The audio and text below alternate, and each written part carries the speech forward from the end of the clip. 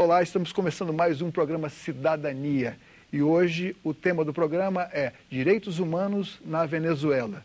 Do nosso vizinho Venezuela, país amigo, conhecemos muito pouco, mas ficamos sabendo há pouco, eu fiquei sabendo que na Venezuela, enquanto o Brasil tem 3 poderes da República, a Venezuela tem 5. E Cidadania tem a honra de receber o presidente de um desses poderes, o poder cidadão. O presidente desse poder é Tarek William Saab, que está aqui conosco no Cidadania. Seja bem-vindo, presidente Tarek. Muchísimas gracias por la invitación a este programa. No Brasil nós temos o executivo, o legislativo e o judiciário. Esses vocês também têm lá. Os outros poderes, inclusive o seu. Bueno, sí, efectivamente un saludo al pueblo de Brasil, al Senado, que esta es la televisora del Senado, a los miembros que componen este cuerpo legislativo. Efectivamente, el poder ciudadano en Venezuela es un poder que nace a raíz de un nuevo texto constitucional que se firmó, se aprobó y lo apoyó el pueblo en una elección, porque el texto lo escribimos los constituyentes. Yo soy uno de los redactores de ese texto, fui presidente de la Comisión de Derechos Humanos de la Asamblea Constituyente en el año 99, pero lo nuevo fue que el pueblo lo refrendó, un referéndum que permitió que el pueblo aprobase nuestra Constitución. Nace allí entonces, como tú lo señalaste, una nueva institucionalidad, entre ellas 2 nuevos poderes. El poder ciudadano, que lo conforma la Defensoría del Pueblo, del cual soy su titular. Soy defensor del pueblo por 7 años designado por la Asamblea Nacional. Y entonces el cargo de presidente del Poder Ciudadano es rotativo. ¿Por qué es rotativo? Porque el Poder Ciudadano lo conforman 3 instituciones: la Defensoría del Pueblo, la Fiscalía General de la República o Ministerio Público y la Contraloría General de la República. Entonces, me toca pues ser presidente de ese poder que vigila, en el caso de la Defensoría del Pueblo, protege, defiende los derechos humanos de las personas. La Fiscalía, bueno, es el líder de la acción penal. La Contraloría tiene que ver con todo lo que temas administrativos, la lucha anticorrupción, etc. Y el 5º poder es el poder electoral, el poder que rige las elecciones libres y democráticas en nuestro país.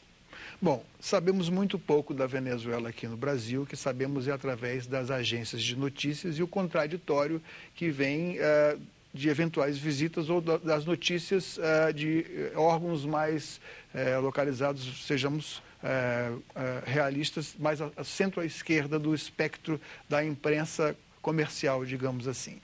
Mas o que tem chegado até nós, inclusive através de instituições como a Human Rights Watch e a Anistia Internacional, é que pessoas que estão lá fiscalizando os direitos humanos na Venezuela, eu tenho um relatório aqui do dia 7 de abril, estariam sendo incomodadas, vamos dizer assim, nessa fiscalização dos direitos humanos. E do outro lado, as autoridades venezuelanas contestam a autenticidade dessas inspeções. O que o senhor poderia dizer sobre isso? Bueno, como te decía, la Defensoría del Pueblo es el Instituto Nacional de Derechos Humanos en Venezuela, vela por su protección, por su defensa, y obviamente tratamos casos que puedan ocurrir eventualmente en materia de violaciones a derechos humanos. Yo pudiera decirte de manera afirmativa que Venezuela es un país garante de los derechos humanos, es un país donde existe plena vigencia de los derechos humanos, donde funciona la institucionalidad democrática. Por supuesto, con imperfecciones, con errores, con debilidades, como ocurre en todos los países democráticos, pero con una fortaleza institucional para sancionar, para castigar a cualquier funcionario que violente esos derechos. Y te puedo dar ejemplos. Mientras ha ocurrido en nuestro país alguna acción de un funcionario policial o militar que viole derechos humanos, esta persona debe saber que sobre él caerá todo el peso de la ley. Te hablo, por ejemplo, de hechos concretos. ocurrió en Venezuela durante el año pasado y en Brasil se desconoce y los grandes medios de comunicación brasileños no lo informaron, acciones terroristas violentas por manifestantes armados que produjeron 43 muertos. Este que te presento aquí no es un manifestante pacífico, es un manifestante con un arma que mató, que hirió a mucha gente, que lanzaron bombas. Como se puede observar, que en un grupo inmenso de encapuchados dispararon contra personas y llegaron a matar a 6 guardias nacionales, a militares y a policías, que también tienen derechos humanos, que llegaron a lanzar bombas que quemaron edificios públicos, que se pasearon con armas, con lanzallamas y lograron maniatar, incluso secuestrar policías y matarlos también, que llegaron a incendiar y quemar edificios con gente adentro, que lograron negativamente colocando guayas, son alambradas de púas, en la noche, a 8 motorizados los mataron, los degollaron, los ahorcaron. Fueron los manifestantes armados que hicieron todo esto, que llegaron a quemar ministerios con gente adentro. Este es el Ministerio de la Vivienda, así quedó.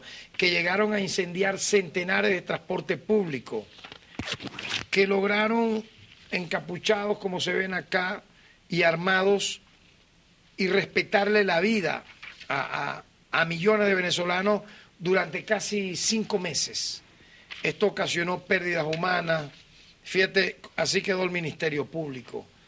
Había gente laborando en el momento que la tocaron. Esto fue el 12 de febrero del año 2014. Arrancó aquí el hecho violento en Venezuela con esta quema, intentar quemar el Ministerio Público. Y te puedo seguir mostrando, mira, centenares de fotos como esta, patrullas de la policía quemadas. Y esto se vio como, esto no puede ser de manifestantes pacíficos. Todas estas acciones tuvieron el repudio del país, pero lamentablemente no se difundió. Las grandes agencias, lo primero que hay que decir, no transmitió la acción de grupos paramilitares, asesinos y criminales que le ocasionaron la muerte a 38 de las 43 personas. Tú me dirás, ¿y los otros 5 ya llevó? ¿Y los otros 5 quiénes los mataron? Actuó allí indebidamente funcionarios policiales. Y esos funcionarios policiales están presos. Los que mataron en las manifestaciones violentas, esta que te menciono, a ciudadanos, los policías que actuaron indebidamente, están presos, están detenidos y estoy seguro que serán implacablemente juzgados. Pero entonces por eso yo digo que debe hablarse integralmente. Así como hubo policías que mataron a 5, hubo civiles que mataron a 39, civiles armados, grupos violentos que yo estoy seguro en ningún lugar del mundo se permitiría. Pero, porém, da mesma forma, alegam que as milícias bolivarianas, que são armadas, com o consentimento do governo, e eu não sei como é que é a lei que permite a posse de armas na Venezuela. Aqui no Brasil temos a lei do desarmamento, no Estatuto do Desarmamento, pelo qual... ¿Cuáles milícias armadas? Não, que se tem notícia... Pero eu te pergunto, ¿cuáles milícias? Eu não lo conozco. O senhor contesta a existência de milícias bolivarianas que sejam, pelo menos, existe, toleradas pela polícia? Pero es que no existe, lo que tú hablas es mentira. Eso es falso. Existen los cuerpos de seguridad del Estado, las policías debidamente armadas. Las milicias armadas que tú mencionas pueden ser, en este caso, y me opongo a que cualquiera ilegalmente tenga un arma. Más bien en Venezuela hay un plan desarme. Hay un plan, una política para desarmar a quien ilegalmente tenga armas. Y ese es un programa para erradicar la violencia. En Venezuela existe la Fuerza Armada Nacional Bolivariana y existen los cuerpos de seguridad. Dentro de la Fuerza Armada Bolivariana hay componentes como, por ejemplo, el Ejército, la Guardia Nacional, la Marina, la Aviación y las milicias. Óyeme bien, las milicias, pero son una estructura de la Fuerza Armada que actúa con uniforme, con su credencial. Mas pueden portar armas oficialmente. Escúchame, te estoy explicando, dentro de la estructura de la Fuerza Armada Nacional Bolivariana hay un componente legal, institucional, que cumple labores de resguardo de la población y de los bienes, que se llaman milicias bolivarianas, pero no son ilegales. Usted me ha referido de que ilegales. Mas não, se a formação dessas mesmas milícias é análoga, eles também têm a mesma formação que Exército, Marinha e Aeronáutica? Ou não? Te repito, es un cuerpo institucional. Esto no es un cuerpo institucional. Esto sí es un cuerpo paramilitar. Esto es paramilitar. Gente encapuchada, gente que quema. Esto sí es paramilitar. A esto yo me refiero como algo ilegal. Sí, evidente. Agora... Es evidente, pero no se conoce. Por ejemplo, mira aquí una gandola aquí hay gasolina. Paramilitares armados la tomaron y quemaron todo esto que tú ves. Por ejemplo, este es un paramilitar, aquí está, encapuchado con un mortero. Os senhores conseguiram fotos esto es público. Muito evidentes. Essa foto é da imprensa. Eso es algo público y dañó la economía y dañó la vida humana de los venezolanos. Yo creo que ningún político en el mundo puede permitir que esto pase en su país. Lamentablemente en Venezuela hubo dirigentes políticos de oposición que alentaron y apoyaron este tema. Presidente, esteve aqui também no Senado Rosa Orozco, que mostrou uma foto de sua filha que tomou um tiro no rosto e que veio a morrer. Quem matou a filha de Rosa Orozco e está tendo alguma punição essa pessoa? Te repito, las personas que mataron a quienes te he mostrado acá dentro de la violencia de febrero, marzo, abril, mayo, creo que duró casi 5 meses, esa violencia armada que no fue de manifestantes pacíficos. Por ese tema, ahorita, privados de libertad, o sea, presos, hay 49 personas, de los cuales 15 son funcionarios policiales y están privados de libertad por haber violado la ley. Obviamente la cifra no es 1 o 2, son 43.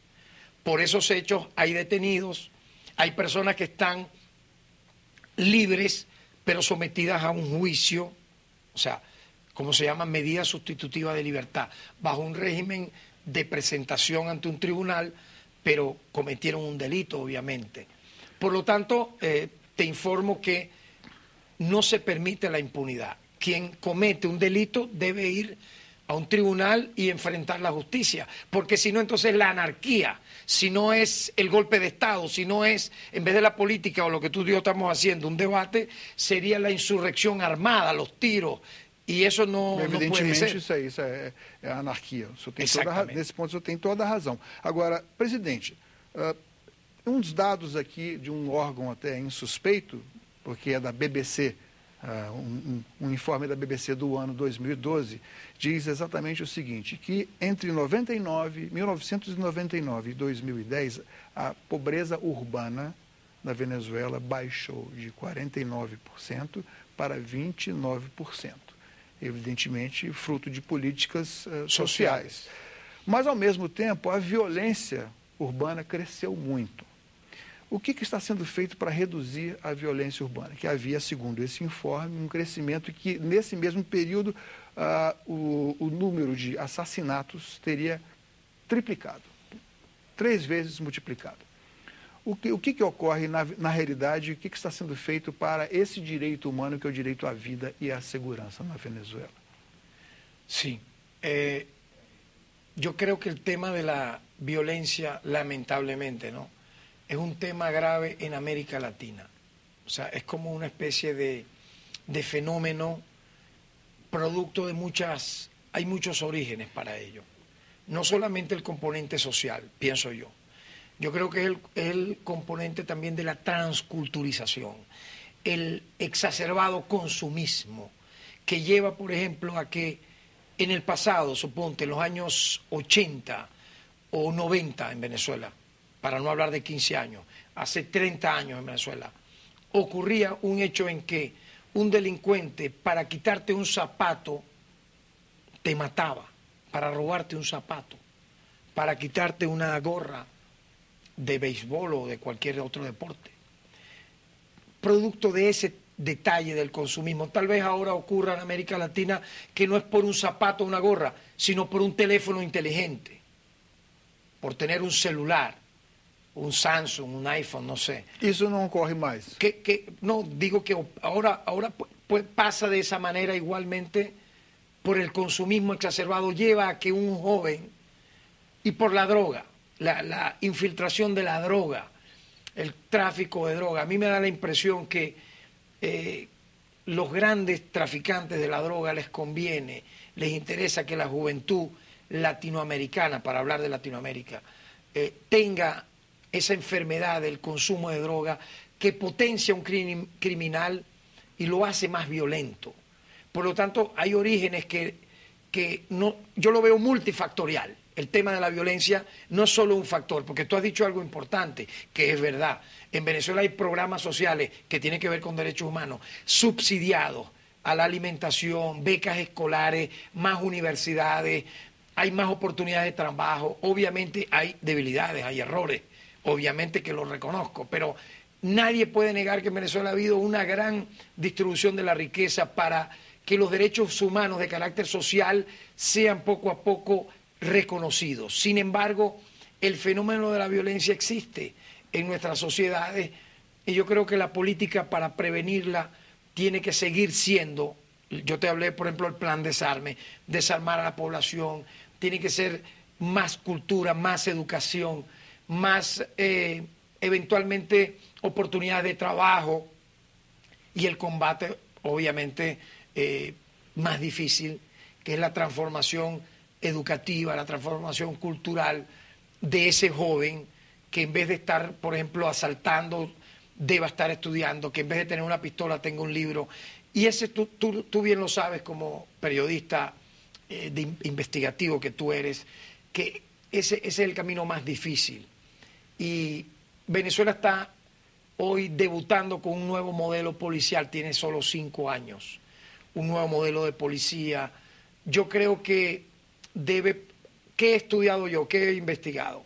Muchos delitos en Venezuela no ocurren en un solo estado completo, en un estado completo, o en un municipio.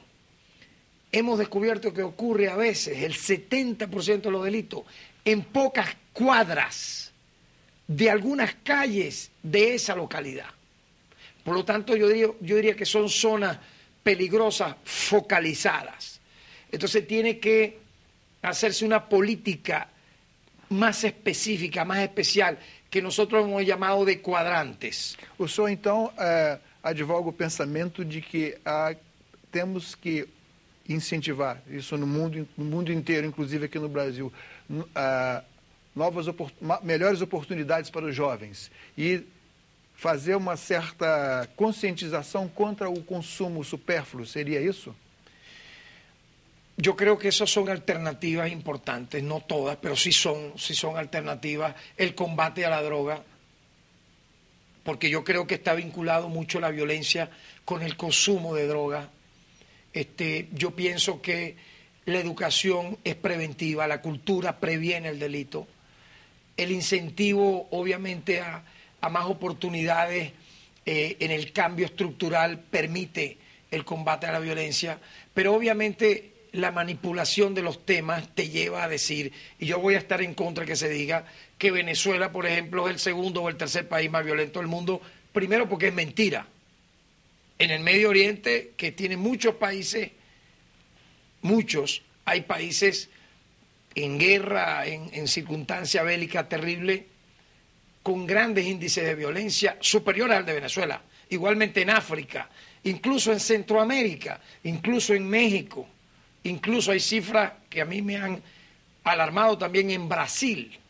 Es decir, vuelvo, te repito, es el fenómeno de la violencia como un componente que lleva a que un ciudadano no le dé miedo matar e ir preso o matar y que después lo maten, producto de este componente que te estoy hablando que tiene muchos factores, pero yo le doy una importancia muy grande al combate al tráfico de drogas, porque yo vinculo mucho el consumo de cualquier tipo de droga con el delito y con la violencia. Presidente, muito obrigado. Nosso tempo, infelizmente, está acabando e eu vou ter que encerrar por aqui. Você já está convidado a voltar quando quiser aqui ao nosso programa. Muito obrigado. Agradezco tu invitación y tu amabilidad. Muito obrigado. Eu conversei com Tarek William Saab, presidente do Poder Popular da Venezuela. Ligue para nós e mande suas sugestões através do 0800 61 22 11 ou então acesse www.senado.leg.br/tv. Obrigado pela atenção e até o próximo Cidadania.